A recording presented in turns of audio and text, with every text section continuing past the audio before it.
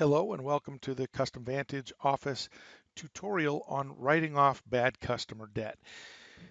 It's unfortunate, but sometimes it happens that a customer is out of business or we can't get paid for something.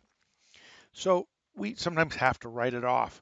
So in my example, I've got a customer here who is not going to pay me for some invoices.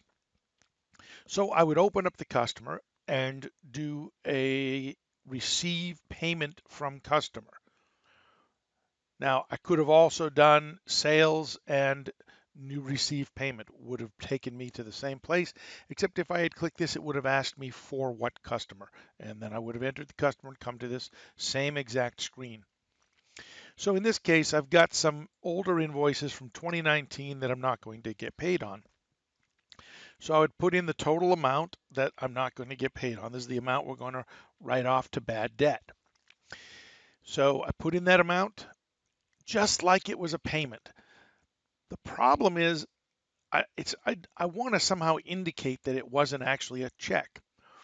Okay, so what I'm going to do is if I already have it, I'm going to choose bad debt or write off, whatever you prefer to set up as the payment method. Since it does not exist here, I'm going to click on the ellipsis and create it. Once I've created it, it will be there.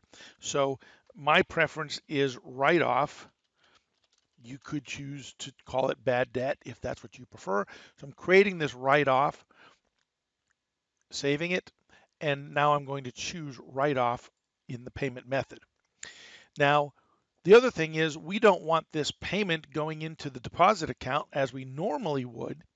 Instead, we want to change this general ledger account, which is normally 1800, and I'm going to change it to the bad debt expense account.